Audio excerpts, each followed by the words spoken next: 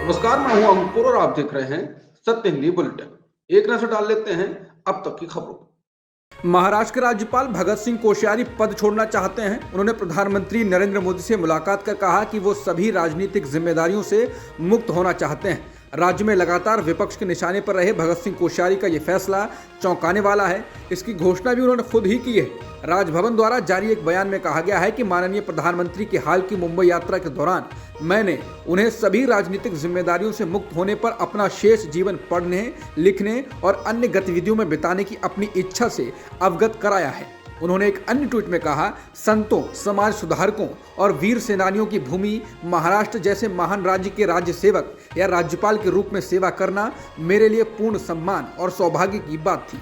आगे उन्होंने कहा कि पिछले 3 साल से कुछ ज़्यादा समय के दौरान महाराष्ट्र की जनता से जो प्यार और स्नेह मुझे मिला है उसे मैं कभी नहीं भूल सकता। बता दें, इस्तीफे की उनकी पेशकश ऐसे समय में आई है जब वो हाल में छत्रपति शिवाजी महाराज समेत बाकी बयानों के चलते विपक्ष के लगातार निशाने पर रहे थे।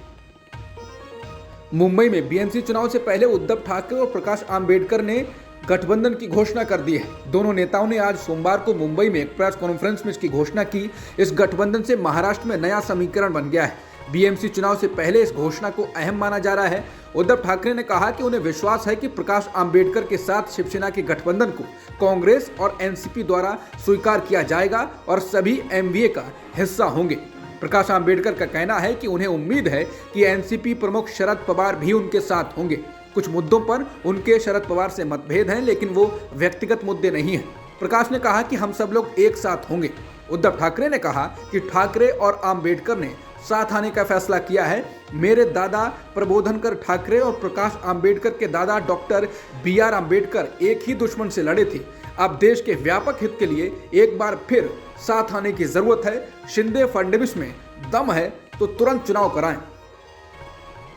सुप्रीम कोर्ट ने कर्नाटक हिजाब मामले पर अंतरिम दिशा निर्देश देने की याचिका पर तत्काल सुनवाई के लिए मंजूरी दे दी है। सुप्रीम कोर्ट ने मामले को फौरन सुनवाई के लिए सूचीबद्ध कर दिया और कहा कि अदालत मामले के लिए 3 जजों की बेंच का गठन करेगी। राज्य के शैक्षणिक संस्थानों में हिजाब पर बैन हटाने से इनकार करने के लिए कर्नाटक हाईकोर्ट के फैसले को चुनौती देने वाली याचिकाओं के बाद यह घटनाक्रम सामने आया है। वरिष्ठ वकील मीनाक्षी अरोड़ा ने एक अंतरिम अर्जी का उल्लेख किया जिसमें उन हिजाबी लड़कियों के लिए अनुमति मांगी गई थी जो परीक्षा ही नहीं दे पाई। तमाम स्कूल कॉलेजों ने ऐसी लड़कियों से हिजाब हटाकर परीक्षा देने को कहा था, लेकिन लड़कियों ने हिजाब हटाने से मना कर दिया था। वकील मीनाक्षी ने उन लड़कियों के मामले का उल्लेख किया जिनके सिर पर मात्र स्कार्फ पहनने पर प्रतिबंध के कारण 1 साल का नुकसान हुआ। उन्होंने कहा कि प्रैक्टिकल परीक्षाएं 6 फरवरी से शुरू हो रही हैं। मीनाक्षी ने कहा कि कई लड़कियों को स्कूल छोड़ना पड़ा। मुझे तत्काल कुछ निर्देशों की जरूरत है ताकि एक और वर्ष बर्बाद न हो। प्रैक्टिकल परीक्षाएं 16 फरवरी से शुरू होंगी। इस पर सुनवाई करते हुए चीफ जस्टिस DY चंद्रचूड़ ने कहा कि अदालत इसकी जांच करेगी और इसे तत्काल सुनवाई के लिए सूचीबद्ध करेगी। CJI ने कहा, मैं मामले के लिए 3 जजों की बेंच का गठन करूंगा। प्रधानमंत्री नरेंद्र मोदी के निर्देश के बाद बीजेपी ने अब लोकसभा चुनाव 2024 से पहले मुस्लिम समुदाय में पैठ बनाने का मेगा प्लान बना लिया है। बीजेपी अल्पसंख्यक मोर्चा ने 10 राज्यों और एक केंद्र शासित प्रदेश के 60 लोकसभा क्षेत्रों की पहचान की है, जहां अल्पसंख्यक आबादी 30% से ज्यादा है। बीजेपी इन लोकसभा क्षेत्रों से 5000 अल्पसंख्यक लोगों की पहचान करेगी जो बीजेपी की योजनाओं को पसंद करते हों और उनके सहारे उनके समुदाय तक पहुंचा जाएगा। 4 महीने के इस एक्शन प्लान में बीजेपी मार्च अप्रैल में एक स्कूटर यात्रा और एक स्नेह यात्रा का आयोजन करेगी। सूत्रों के मुताबिक इस आउटरीच कार्यक्रम का समापन मई में प्रधानमंत्री मोदी के दिल्ली में एक सार्वजनिक रैली के साथ किया जाएगा। इस रैली में चुने गए 60 लोकसभा सीटों के लोग शामिल होंगे। बीजेपी ने जिन जिन राज्यों से सबसे अधिक सीटें चिन्हित की हैं उनमें यूपी और पश्चिम बंगाल वो राज्य हैं जहां सबसे अधिक सीटों की पहचान की गई है। उत्तर प्रदेश और पश्चिम बंगाल से 13 सीटों की पहचान की गई है जहां बीजेपी मुस्लिम समुदाय तक पहुंच बनाने पर ध्यान केंद्रित करेगी। वहीं जम्मू कश्मीर से 5, बिहार से 4, केरल और असम से 6, मध्य प्रदेश से 3, तेलंगाना और हरियाणा से 2 और महाराष्ट्र और लक्षद्वीप से 1 सीट की पहचान की गई है। बंगाल में जिन सीटों को चिन्हित किया गया है उन निर्वाचन क्षेत्रों में बहरामपुर है जहां 64% अल्पसंख्यक आबादी है। जंगीपुर है जहां 60% मुस्लिम आबादी है, मुर्शिदाबाद है जहां 59% है और जयनगर है जहां 30% अल्पसंख्यक आबादी है। इसके अलावा यूपी में बिजनौर जहां 38.33% अल्पसंख्यक आबादी है, अमरोहा, कैराना, नगीना, संभल, मुजफ्फरनगर और रामपुर सीटों को चिन्हित किया गया है। इसके अलावा केरल में राहुल गांधी की सीट वायनाड की भी पहचान की गई है जहां बीजेपी मुस्लिम समुदाय तक पहुंच बनाने का काम शुरू करेगी। बीजेपी नहीं, कांग्रेस ने भी मिशन 2024 के लिए कमर कसनी शुरू कर दी है। कांग्रेस ने आने वाले चुनाव में बेहतर प्रदर्शन करने के लिए अनुसूचित जाति, जनजाति, पिछड़ों पर ध्यान केंद्रित करना शुरू किया है। कांग्रेस ने ऐसी 56 रिजर्व सीटों की पहचान की है जहां पार्टी नेतृत्व बनाएगी। ऐसा करने के लिए अप्रैल 2023 तक का लक्ष्य निर्धारित किया गया है। नेतृत्व विकास मिशन के तहत आने वाले 3 महीनों में कांग्रेस इन 56 सीटों के तहत जिलों में अनुसूचित जाति, अनुसूचित जनजाति, अन्य पिछड़ा वर्ग और अल्पसंख्यक समूहों के होनहार व्यक्तियों की पहचान करेगी। इसमें वो लोग होंगे जिन्होंने पंचायत या स्थानीय निकाय चुनाव लड़ा हो, जातीय समुदाय में चैंपियन, एक्टिविस्ट या भविष्य में अच्छा करने की सोच रखने वाले युवा राजनेता हों। इनको अपने समुदायों में पार्टी के प्रभाव को मजबूत करने के लिए ट्रेनिंग दी जाएगी। ये मिशन 28 एससी और 28 एसटी निर्वाचन क्षेत्रों पर केंद्रित है जहां पार्टी 2019 के चुनावों में दूसरे स्थान पर रही थी। कांग्रेस के वरिष्ठ नेता दिग्विजय सिंह ने भारत जोड़ो यात्रा के दौरान आज 2019 के पुलवामा आतंकी हमले पर सवाल उठाए जिसमें 40 से अधिक सुरक्षाकर्मी मारे गए थे। दिग्विजय सिंह ने कहा कि केंद्र ने पाकिस्तान के खिलाफ सर्जिकल स्ट्राइक का कोई सबूत अभी तक नहीं दिया है। जम्मू कश्मीर से अनुच्छेद 370 को हटाए जाने के बावजूद यहां पर आतंकवाद अब भी खत्म नहीं हुआ। विभाजनकारी राजनीति समाज के किसी समुदाय के पक्ष में नहीं है। सिंह जम्मू में राहुल गांधी की अगुवाई वाली भारत जोड़ो यात्रा के जम्मू कश्मीर चरण के दौरान एक जनसभा को संबोधित कर रहे थे। उरी हमले के बाद सर्जिकल स्ट्राइक के केंद्र सरकार के दावों पर तंज कसते हुए सिंह ने कहा, वो यानी कि केंद्र सर्जिकल स्ट्राइक की बात करते हैं, कहते हैं कि उन्होंने इतने लोगों को मार गिराया, लेकिन इसका कोई सबूत नहीं है, ये सब झूठ फैलाते हैं। गुजरात के मोरबी में पुल हादसे के करीब 3 महीने बाद पुल की मरम्मत करने के लिए जिम्मेदार कंपनी के प्रमुख पर कार्रवाई की गई है।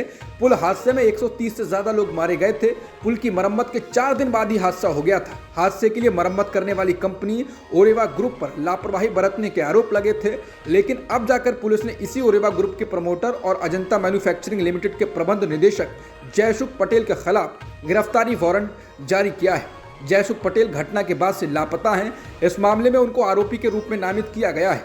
अजंता ब्रांड के तहत दीवार घड़ियां बनाने के लिए जाने जाने वाली कंपनी ओरेवा ग्रुप को मच्छू नदी पर 100 साल पुराने सस्पेंशन ब्रिज के नवीनीकरण, संचालन और रखरखाव के लिए ठेका दिया गया था। रामचरितमानस पर बिहार आरजेडी नेता और मंत्री चंद्रशेखर के बयान के बाद अब यूपी में पिछड़ों के नेता और पूर्व मंत्री स्वामी प्रसाद मौर्य ने भी कहा है कि उस ग्रंथ में आपत्तिजनक बातें लिखी हैं।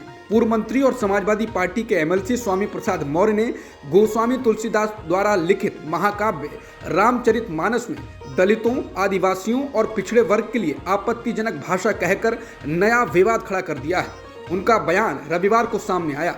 मौर्य ने कहा कि कोई करोड़ लोग इसको नहीं पढ़ते, सब बकवास है। ये तुलसीदास ने अपनी तारीफ और खुशी के लिए लिखा है।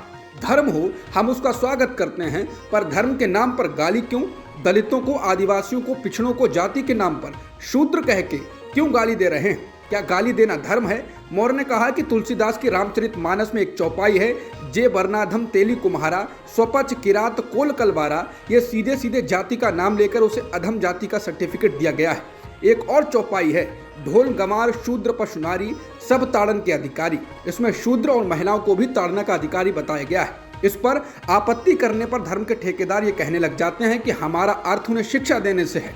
मौर्य ने कहा, रामचरितमानस के आपत्तिजनक हिस्सों जिनसे जाति, वर्ग और वर्ण के आधार पर समाज के एक हिस्से का अपमान होता है, उन्हें बैन कर दिया जाना चाहिए। सपा एमएलसी स्वामी प्रसाद मौर्य द्वारा की गई टिप्पणी बिहार के शिक्षा मंत्री और आरजेडी नेता चंद्रशेखर द्वारा की गई इसी तरह की टिप्पणियों के बाद आई है।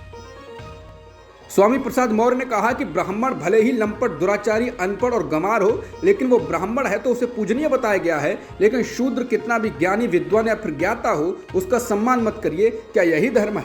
अगर यही धर्म है तो ऐसे धर्म को मैं नमस्कार करता हूँ। ऐसे धर्म का सत्यानाश हो जो हमारा सत्यानाश चाहता हो। उन्होंने कहा कि जब उनकी किसी बात पर टिप्पणी की जाती है तो चंद मुट्ठी भर धर्म के ठेकेदार जिनकी इसी पर रोजी रोटी चलती है, वो कहते हैं कि हिंदू भावना आहत हो रही है। मौर्य ने कहा, धर्म का वास्तविक अर्थ मानवता के कल्याण और उसकी मजबूती से है। अगर रामचरितमानस की किन्हीं पंक्तियों के कारण समाज के एक वर्ग का जाति, वर्ण और वर्ग के आधार पर अपमान होता हो तो यह निश्चित रूप से धर्म नहीं बल्कि अधर्म है। बता दें, स्वामी प्रसाद मौर्य के विवादित बयान से पहले बिहार के शिक्षा मंत्री चंद्रशेखर ने बुधवार 11 जनवरी को तुलसीदास की रामचरितमानस को समाज में नफरत फैलाने वाला बताया था। उन्होंने कहा था कि रामचरितमानस और मनुस्मृति समाज को विभाजित करने वाली पुस्तकें हैं। स्वामी प्रसाद मौर्य के बयान को लेकर बीजेपी ने कड़ी प्रतिक्रिया दी है।